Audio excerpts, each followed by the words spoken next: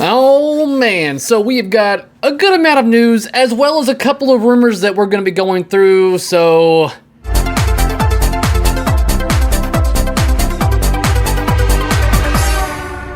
Omnibus. What's up guys, and welcome back to my channel where I talk and do everything pinball. So, if that sounds interesting to you, then hit that subscribe button down below. Let me start off the video by actually stating thank you to all of you out there that actually have hit the subscribe button down there, because I hit a new milestone of 4,000, and I never thought I would reach that point. It's not like, you know, a monumental amount, but when it comes to pinball, that is a pretty good number. So for those of you out there that tend to watch my content but just can't seem to hit this damn button down here, join the rest of them out there. There's over 4,000 of them. Let's start off with Marco Specialties. No, this is not a sponsorship. It is merely the fact that over the weekend, there was a leak that is not like a major, oh my gosh, but they haven't announced it yet, but they technically have, and since they technically have via their stream, therefore I'm going to divulge it to everyone else out here, and that is that they're going to have operations 7 days of the week, meaning that there's going to be able to be contacted via phone support, tech support, stuff like that every day of the week. Now, that doesn't mean you're going to be getting your stuff shipped out on Saturdays or Sundays, because I believe majority of the mail services do not run on those days, but you will at least have operation support 7 days of the week, and I believe it's going as we speak. Next up is Christopher Franchi. Now, this is also divulged straight from him via a stream going on this weekend, that he has stated that he is working on 3 different art packages for 3 different games with 3 different companies. Wow. So that is good to hear that he's staying busy and that we have more of his art on the way. He also stated that he's soon to be back with Stern. Now, I'm going by what he stated via text, so I can't confirm any of that. It could be all just smoke or whatever, but this is just what he stated. A lot of things are going on and coming out this weekend, because you have Pinfest that is currently running as we speak. I actually think it ended within this time frame, but it's going on in Allentown, Pennsylvania. There's a lot of things that we could go through. I haven't got a chance to watch all of it, so chances are there may be another omnibus or another video over the course of the next few days. I'm pretty sure I'm definitely going to have one on Monday, and we'll go over that in just a little bit. There's a lot of things that are going on. For one, let's see here. I got a list here. Halloween, the game from Spooky Pinball, was not at Pinfest. Instead, that was taken to a horror movie convention in Chicago, I believe, by Cary. I believe it was in Chicago. I might be wrong there, but it was a horror convention that he took that game to. And I've heard that there is gameplay footage, but it's like via cell phone over the shoulder, and I have not pursued it. I will not watch it. I do not want my first experience of this game to be crap.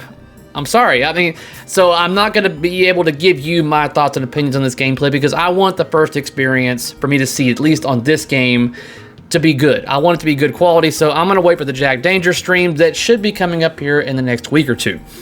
Same thing goes for Ultraman. Ultraman is currently at Pinfest. They were showing that game off there. They had it on a 1-ball play, so that way they were able to get a lot of people to experience the game. From what I've heard from people that have played it, they really enjoyed it. The art looks great, especially in person.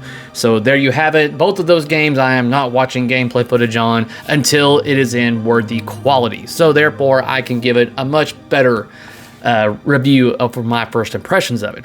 Next up, we have Brian Allen, the artist with Flyland Designs, who has revealed and unveiled his newest compilation piece. And here it is. And I've got one on the way. So when it gets here, I will be sure to do a video on that as well. I believe this is an amazing piece, and I cannot wait for it to get here to hang it up. Now let's move on to a couple of rumors. Now, I don't like talking about rumors because they're rumors, but they're kind of big ones, and I feel like I need to say something.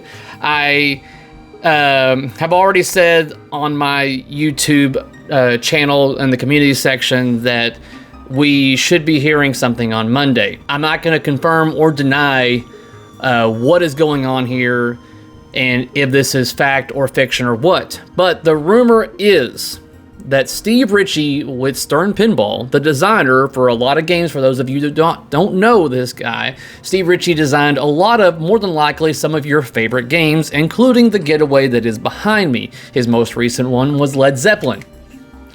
And he did Black Knight Sword of Rage before that. The rumor is Steve Ritchie is going on to Jersey Jack Pinball. Is it true?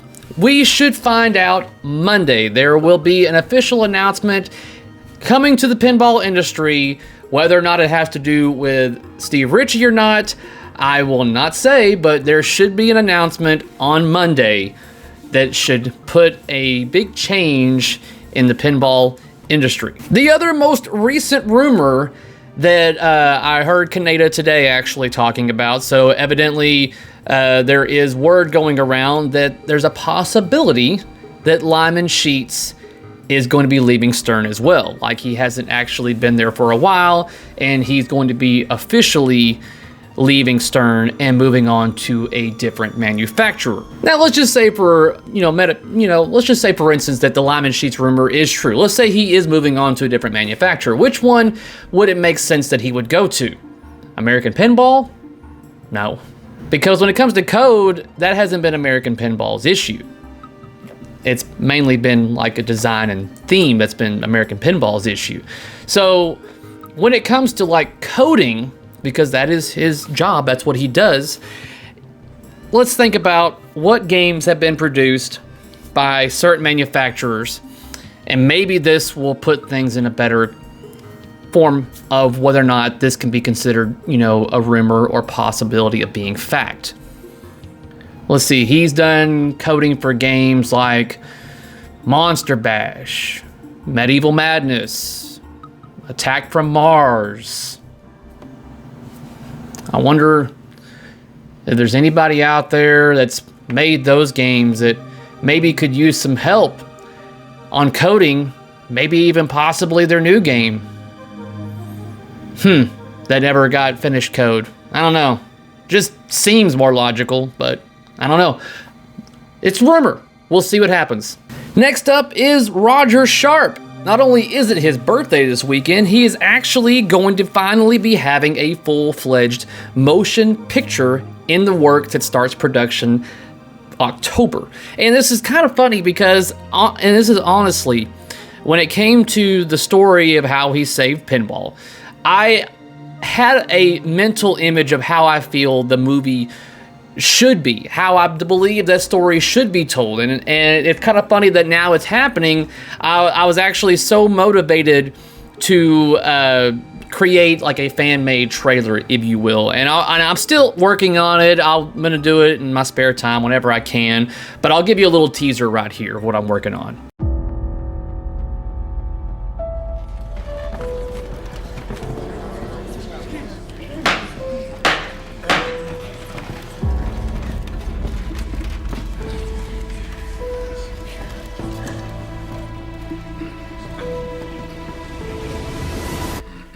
But here is the news article, and by all means, everything I'm talking about that has an article, I will put the link in the description down below. So when it comes to this movie, Joel Courtney from The Kissing Booth Super 8 and Crystal Reed from Swamp Thing and Teen Wolf have signed on to star in Pinball, The Man Who Saved the Game, for MPI Original Films. The dramatic comedy produced by MPI is based on the true story of writer and pinball wizard Roger Sharp, chronicling his journey to overturn New York City's 35-year ban on pinball. Austin and Meredith Bragg wrote and directed the film, which leads into production in October. Stacey Parks, Lana Link, and Rob Falscraft will produce with Nick Reed and Roger Sharp on board as executive producers. Joel and Crystal bring so much remarkable talent and warmth to the project, said the Bragg brothers. We are thrilled to have them on board to bring Roger's story to the screen. So I'm also very happy that Roger Sharp is going to be heavily involved in this. So I'm sure there's going to be dramatization involved in what's going on here to make it a little more interesting, obviously. But I'm also glad that it's going to truly be based on a true story, and especially a story that I believe a lot of you, as well as myself, have a little passion involved in it. So this will actually probably be a very passionate motion picture for a lot of us out there. So when it comes to my Johnny Mnemonic, I'm gonna give you a little bit of an update on what I've been doing with that right here.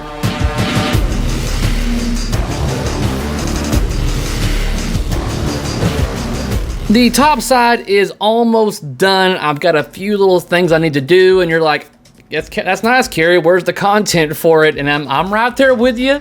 It's like, I'm working on it, I'm putting it all together, but as far as like putting it into a video, getting it edited and showing you, yeah, I'm slacking a little bit there, I'm sorry. But on this note, I'm going to end episode 6 of Omnibus. If you like what you've seen here, give me the thumbs up, and if you haven't already, be sure to hit that subscribe button down below. That way you can be notified on whenever I upload something for your viewing pleasure. And until next time, guys, peace out.